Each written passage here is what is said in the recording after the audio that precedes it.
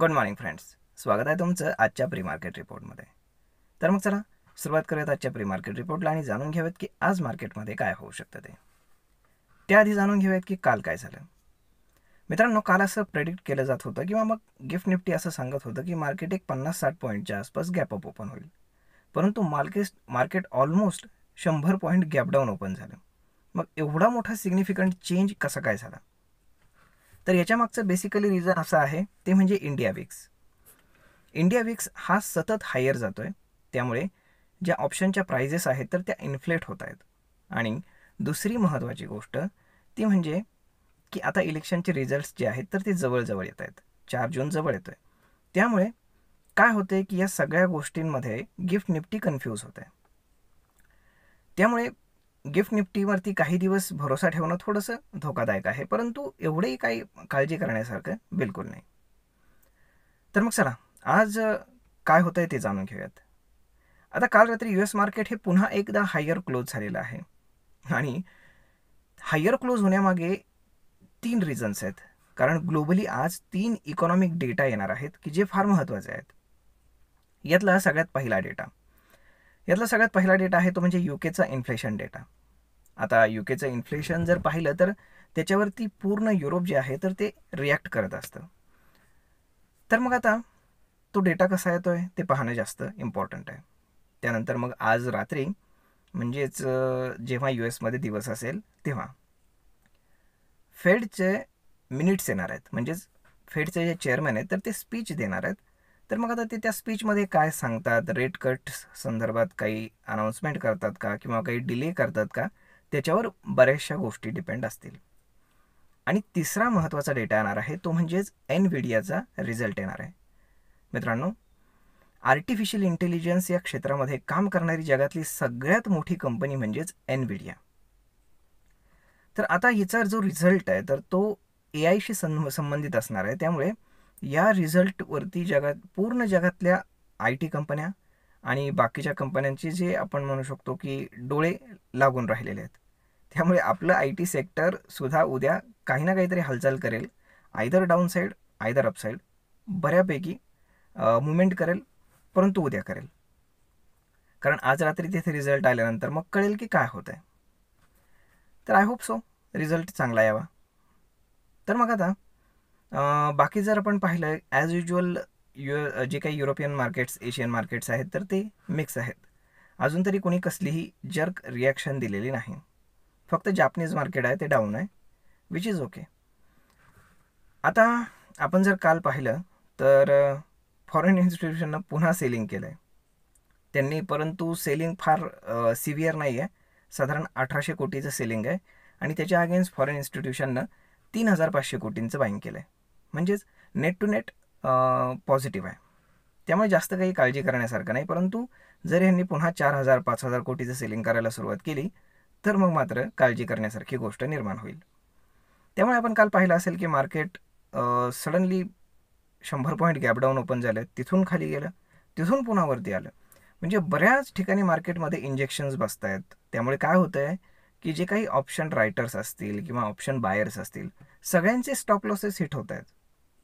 त्यामुळे ह्या सगळ्या गोष्टींमध्ये जे काही मोठमोठे हेज फंड्स आहेत की जे पैसे कमवून जात आहेत, तर अशी न्यूज समोर आली आहे काल की सेबीनं 3 हेज फंड्सना आपण काय म्हणू शकतो की इंटिमेशन दिलेलं आहे की तुम्ही अशा प्रकारच्या ऑर्डर्स प्लेस करू नका एवढ्या मोठ्या प्रमाणामध्ये.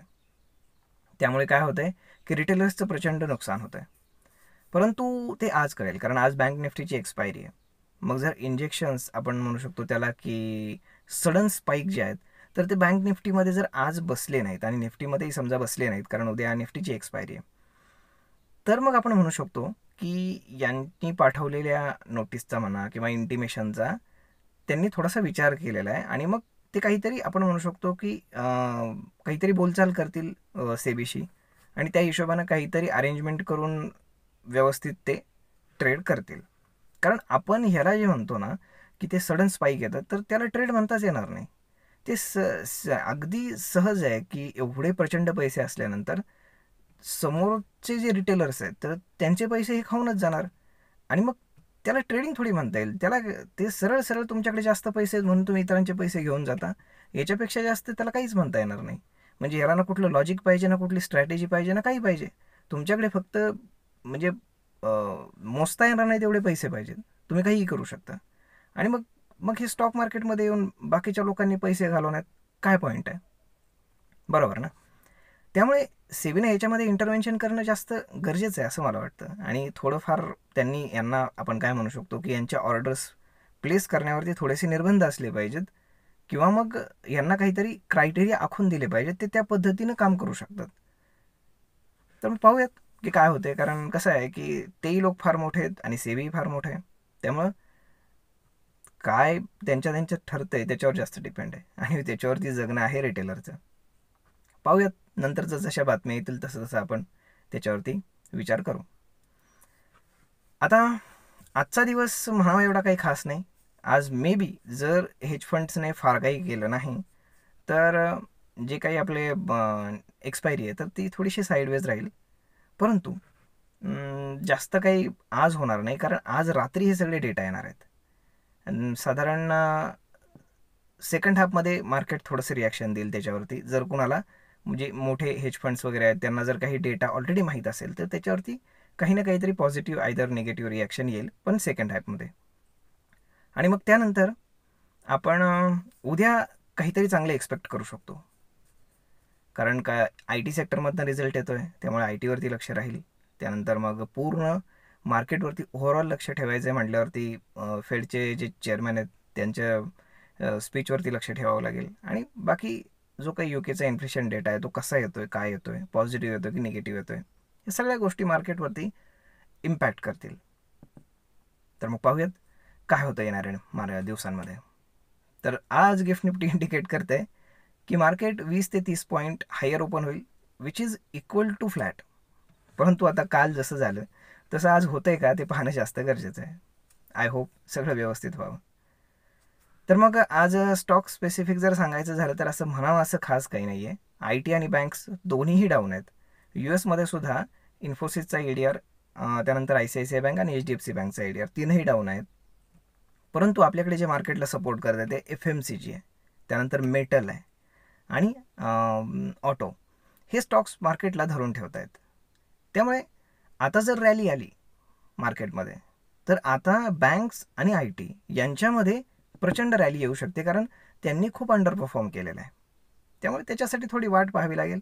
परंतु एक चांगली अपसाईड या सगळ्या स्टॉक्समध्ये आपल्याला येणाऱ्या काही काळामध्ये पाहायला मिळू शकते.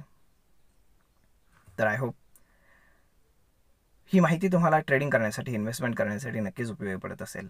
जर हा व्हिडिओ तुम्हाला आवडला असेल तर आपल्या जवळच्या मित्रमंडळींसोबत देखील हा व्हिडिओ तुम्ही शेअर करायला विसरू नका. धन्यवाद.